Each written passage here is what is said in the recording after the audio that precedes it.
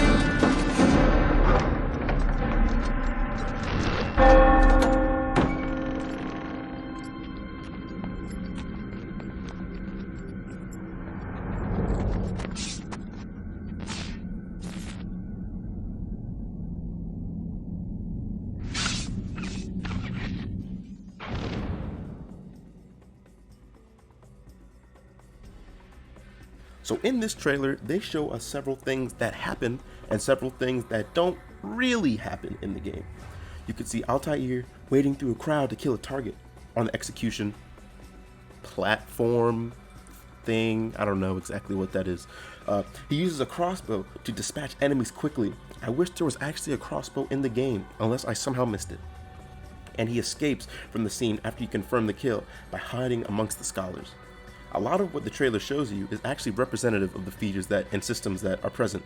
However, I wouldn't say that all those features were done exactly how the trailer portrayed them, if you know what I'm saying. Firstly, I want to talk about the world of Assassin's Creed. It's set during the Crusades, so the Templars are actually Templars instead of whatever the hell they are throughout the rest of the series. I don't really know. I haven't really played them too often.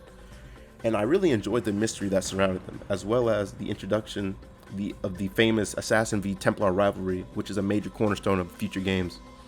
I thought that the cities of Damascus, Jerusalem, and Acre, I'm going to call it Acre, were all very unique and interesting in their own right. Despite structurally being very similar when it came to parkouring, the overworld, however, was bland. I was mostly okay with that since the game doesn't ask you to interact with it more than you actually have to. It kind of reminded me of The Legend of Zelda Twilight Princess's overworld, except it actually expected me to blend in like horse gallop. That didn't really make a lot of sense to me. But I'll get more into my gripes with the stealth a little bit later because it was kind of big. Honestly, I really enjoyed the quips that the civilians would say while you were walking or running through the streets. I was honestly surprised at how many people were actually on the streets at once. When I would run through them or climb buildings, they'd exclaim things like I was acting like a child, or they wouldn't help me if I fall or something like that, which is extremely immersive, especially since this game came out in 2007. I will say that it got kind of annoying, to hear the same stuff over and over again.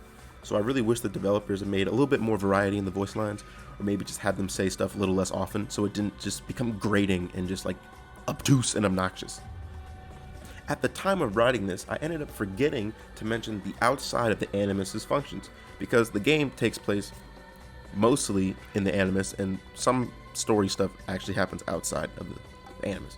For anyone who is somehow unaware of the function of the Animus in Assassin's Creed, it is a device that allows people to experience the lives of the assassins. If I make that as simple as humanly possible, that's exactly what it does. In Assassin's Creed, Desmond Miles is a direct descendant of the Creed, and the Animus can't just let somebody just willy-nilly experience at this point in time, so you have to use the DNA that Desmond has to view his genetic memories, as they call it. Honestly, it's a cool idea, but within the game, I'm pretty much just in a room, and then I walk to another room and sit in there. It's not very immersive, and I understand it's supposed to be like outside of the actual stuff, but I didn't really care that much. They had my initial intrigue when you learn that you've been kidnapped, but it was kind of obvious that Extergo was the Templars, and hearing that Desmond was like confused constantly was kind of stupid, because I was also confused, and I would just like him to try to figure something out instead of it just being, spoon-fed to me. The story wasn't good. It wasn't bad. It was serviceable. It was a nice little background thing, because the real, thing that they were trying to get you to do was to assassinate people and be a badass. So I won't deduct it from my view of the game, because clearly it's a part of a larger storyline, and this game came out in 2007, and I don't know if they thought there would be a sequel, so I kind of accept what they gave to us. Basically, I understand. I get it. Alright, so that's about all the positives I can say from my experience, because this game, it did some things to me. If it was any longer, it would have been a wrap, dude. I wouldn't feel this calm right now. If you hadn't noticed, all of my positives were the game's presentation and my understanding for the developers' positions, because essentially they were an indie game when it first came out. Because good lord, was the parkour and the stealth just a train wreck when I played. At least when I played. I'm not going to say that's everyone's experience, but I hope that I'm not crazy here. When I first played, I was actually really impressed, because the parkour system was how I remembered it from Black Flag like 5 years ago. But the more I played, the more I realized the error in my ways. Just like in the future games, you can hold RT to free run and climb objects. The cities are designed how I like to call it parkour expressways, where you can easily flow from one building to the next and from the ground to the roofs. But when you realize that the controls are clunky and unresponsive, you just get really mad. But I'll mostly hand wave it because it was the first iteration of the system. But boy oh boy, was Altair slow. This is when the trailer comes in. Throughout, you can see that you can be a badass and hop from roof to roof while evading guards and scaling buildings. But in actuality, most of the time, I would miss jumps. You can drown in water. I thought he was an assassin, bro. You can drown in water. How? I thought they taught people how to swim.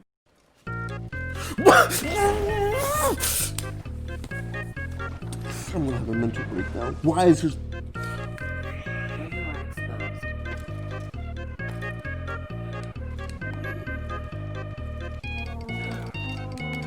Oh my god. How do you not make that jump? There's actually so much real estate. Preparation is crucial to your success. And it went for that specific point.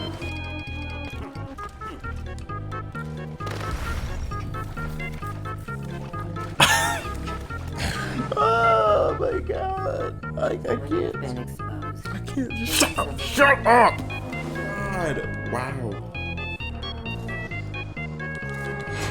I don't care. I really don't. You've killed me more times than I can count.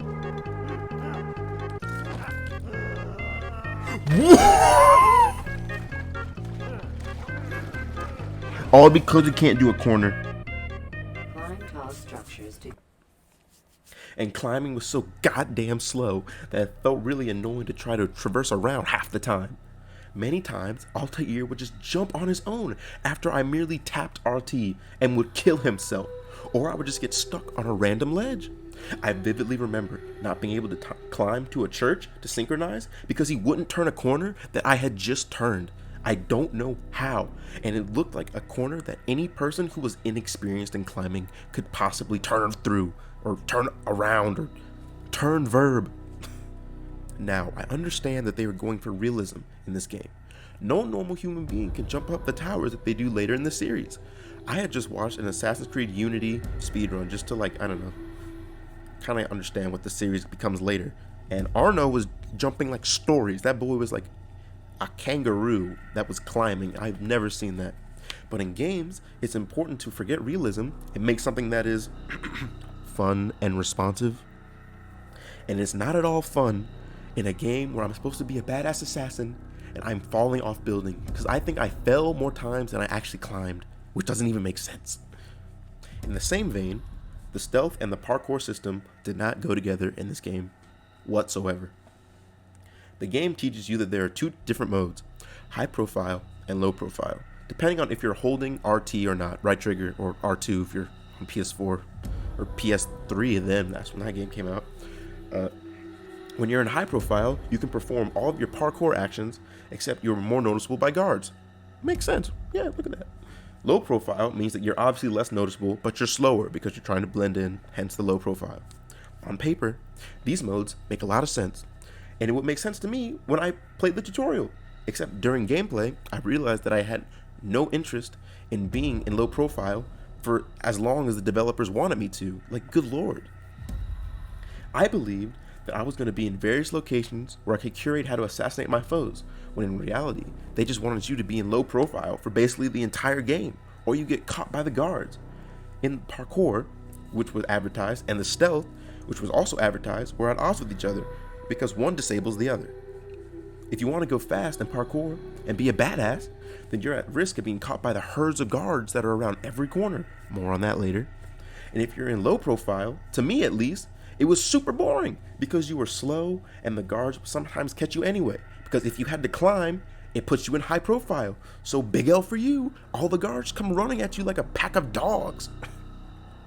Luckily, when you get caught, and you will get caught a lot, the game provides you with many different ways to evade your assailants. You can run into a crowd of vigilantes that block the guards, or you can run into a group of scholars to blend in, or you can hop into a rooftop garden unseen. Or you can fight your way out of the situation, which isn't evading, but it's a way to get out. So if they're all dead, they can't get you. The only issue with these options is that the guards are extremely obnoxious and extremely numerous. To create some context, whenever Altair is given another target, he is sent to go find an assassin's bureau in the city and collect intel by pickpocketing information, eavesdropping, or completing the random challenges from the fellow assassins. I mostly enjoy the menial tasks. It made my assassinations feel more personally planned and curated, and it created more interaction with the world, which is something I really enjoyed, honestly. The way that you unlock these events is that you have to synchronize to a high point in that part of the city, which unfogs that part of the map unless those events become active. The only issue that I found were that there are way too many synchronization points in these small districts. Like, seriously, there were like 9 or 10 in each one. Like, it just felt tedious after a while. And then, if you make your way up to the point and it doesn't reveal any events or any things you can interact with, you just feel like you wasted a bunch of time because they don't make it easy to get up there. Along with unlocking the intelligence events, that's what I'm going to call them, because you get intelligence for the mission. I guess we're just going to call it that now. There will be these civilian rescue events that appear on the map. Now, I don't know if they're there if there's no marker, but I do know that it's hard as shit to find one if there isn't a marker there. And in those events, you kill guards that are harassing a civilian, and you can gain either a vigilante, like area where the vigilantes come and stop the guards, or you create a roving band of scholars that help you when you get caught. That all sounds great, right? Like, there's a clear reward system for the players that interact with the world that the developers provided. The more people you help, the more you are helped in the future, right? Right? Like, this all makes sense. Like, I just want everyone to, like, be on the same page. This is a clear reward system, very well designed, because there's no hiccups whatsoever. None. No issues. None.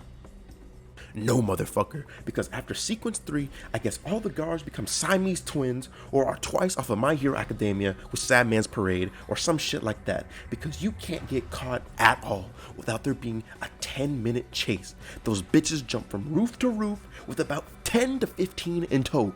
10 to 15! But Noah, I hear you ask, if you actually did the civilian missions, you wouldn't have so much trouble. And you are correct. You are absolutely correct. Except that if you try to help one of them, like 20 guards show up. And let's just say there are 10 civilian missions in each one. If you really want, all the help you need, you're gonna have to fight 200 guards. Just think about that, 200. 200. And it takes like 10 minutes to beat them up because the combat is so bad, it's laughable. In the story, Altair gets demoted to a novice because he's a dumbass. Essentially, I don't even want to go into how that happens because it's fucking stupid. So, when you complete the missions, you gain parts of your gear back, which are also combat skills. I don't know how he loses his skill from losing his gear, but okay, whatever. You should be able to counter even if you have one sword. You should be a sword master. Like shit. In combat, you have to use the horrible lock-on to lock onto an enemy. You can mash X to attack, but they'll usually block every damn thing. So my strategy was to hold RT, which was your defensive stance, and counter every attack with X. Mind you, Altair doesn't actually counter people all the time. Sometimes he'll just knock them over and not kill them. So sometimes you have to just melee them on the ground. This system creates an attack flow where I'm just sitting there, waiting for the enemy to attack so that I can counter them and maybe kill them. Because I need to hope that Altair is in the fucking mood to kill somebody. I don't know any of the other attack moves. I know there was a dodge, and it was useless because every fight you're pretty much surrounded. So you can never like dodge away from something, you just dodge into somebody and get fucking hit. Also, you can throw people. If you throw a guard off high enough height, they will die, which created many moments where I just grab tens of guards and just chuck them off a roof for them to respawn like a minute later. So, I mean, it wasn't really that helpful. It doesn't help that at the end of the game, they riddle the encounters with combat where it's Altair versus 20 guards / Templars. Like, I remember the last mission, the last person you're supposed to assassinate, the whole point that they noticed that you were there, and so you get surrounded by a bunch of guards. Like, I was like, I'm already prepared for this. Like, you were already surrounded me with 20 plus guards normally, so this wasn't even something difficult. And ironically, it was the hardest fight in the game because there were 2 archers on the side that kept hitting you. But like, that wasn't fun.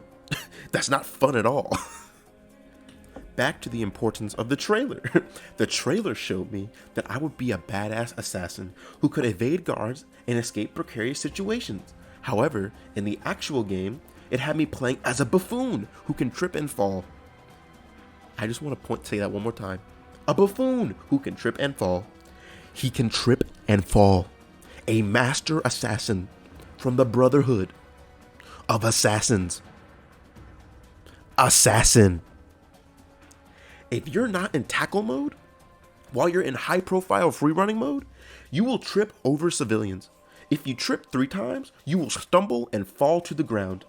Now, I don't know who designed that. I do not know, but I hate you. I hate you. Because why can I push by people in low profile mode, but I have to either tackle, which is a lot slower than free run, or fall over like a clown if I'm trying to escape guards? Now that my rant is over and the glaring issues that I found in this game, I can wrap this up. Throughout the game, you are sent on a redemption mission by your master and the leader of the Assassin's Order, or this sector of the Assassin's Order, Al-Mualim, who is not evil at all, and it was not completely obvious by Sequence 2. So I found it pretty mildly entertaining to discover that most of the people I was sent to kill actually had positive like missions for the people that they were like ruling over. Like, they weren't pure evil. I mean, there was like one person who was like, I just like power and like I like murdering people, which is, I was like, oh, bet, that's fire, I guess. So that even I, who was completely checked out of the game, was like kind of questioning, was I doing the right thing? Even though I knew that somehow it would lead back to the Templars. But I'm glad they got some kind of emotion out of me because I had pretty much checked out. I was just enraged like 90% of the time. One thing that was my fault and that I was not aware that you could do was that you could read the intel that you would get from those intelligence missions. Like, I didn't figure that out till like halfway through the game. So before, I was just playing it by ear and trying to memorize exactly what they told me. But in my defense, most of the tutorials were either just huge walls of text or the piss poor epilepsy fest in the beginning of the game, which I tried so hard not to remember because it was 3 a.m.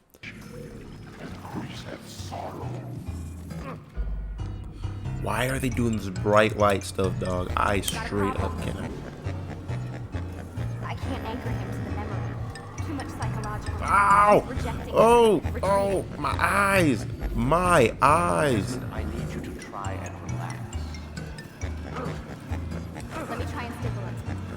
Bro, I am doing all this, but why? What is... Bro, I straight up, my eyes are hurting, bro. Like, this hurts. And they're giving me bright flashing lights. Like, dude, I'm not getting any of this information. But it's not like that advice was ever helpful. I remember one time it told me that there was an abandoned building that I could kill my target from. Well, it was not abandoned, and it had the most guards I have ever seen in my entire life. Like, I had never seen that many guards in one place. I mean, it's a highlight on my Twitch. Like, it's absolutely insane. Here's a clip. There's a clip, probably. I'm gonna put a little clip in the background.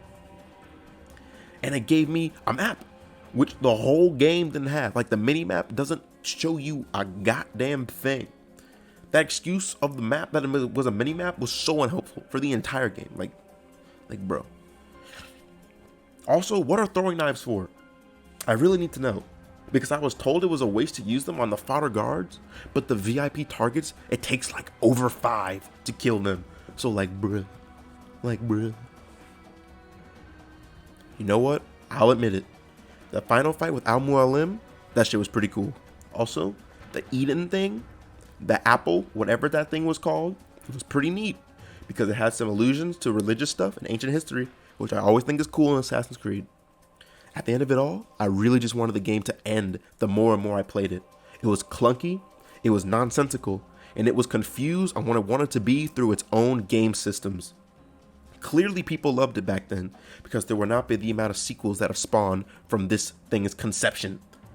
Once again, the game came out in 2007, so I'll cut it some slack. However, mark my words, I will never play this game again. Actually, right after beating it, I uninstalled it. I'm not playing it ever again. It caused me too much pure rage and frustration for me to ever want to come back. Like, literally ever. Also, the new games are just objectively better, so why would I go back to something that I think is trash? In my rating system, I think it's pretty fair, honestly. I just had to scratch my eye, that's why there was a pause. I think games that are 1 through 3 are utter trash. Things like Superman 64, games that are just bad, Anthem, that should just be never touched and just burned. They should just not be games anymore. There are very few games that are booty like that, though, so trust me. 4 through 7 are games that I think are good, maybe just not my type. Maybe I just don't like them, or I can see the potential. I'm not going to come up with any examples because I just came up with stuff off the fly. Obviously, they have flaws, but I mean, what game doesn't? What piece of media or art doesn't have flaws? 8 through 10 are games that I like enough to replay. I'm not really a replay person, so if I replay like a single player game, or if I go back and play a multiplayer game a lot, clearly I enjoy the game. Obviously, it's a subjective rating system, so I can't say that it's the most objective thing, but I try to be as objective as possible. But I do have my own biases. I also take into account the production of the game, its year, and its impact, good or bad, because we have to be all-encompassing in the rating system. So, after, hard calculation, I'd say my final rating is a 4.6 out of 10. I didn't say we weren't doing decimals, so we got decimals in this joint. It's a pretty bad game to my 2020 taste, but I can see the vision that went into it. I personally did not enjoy playing it at all. I was just frustrated by that vision. Like, it was just, People hype the shit out of Assassin's Creed 2 though, so I need to hope it's actually good and overhyped like everything else is. Ocarina of Time, Final Fantasy 7. Probably haven't played that game actually. Oh crap. Yeah, I forgot. I thought the voice acting was actually very good by everybody. I saw my girl Kristen Bell, I love you, was in the game, and big man Nolan North. That's pretty cool. The people in the past sounded just like I thought they would in that era. I don't know how actually realistic it is, but I mean, I imagine that's how they would talk. Except for fucking Altair. Like, seriously, who decided that man should just sound like robotic and American? Like, who back then was talking in an American accent in Jerusalem? This is not the way. My way is better. Yo, who is this Our dude? scout ahead. Try not to dishonor us further. What is our mission? My brother would say nothing to me. Only that I should be honored to have been invited. The Master believes the Templars have found something beneath the Temple Mount. Treasure? I do not know. All that matters is the Master considers it important. Else he would not have asked me to retrieve it. Good lord, dude. Like, maybe it was so that the player could hear him because they didn't put in subtitles for some fuck-ass reason? Like, seriously. But yeah, overall, good voice acting except for Altair. What in the world was that? Trash. End of video.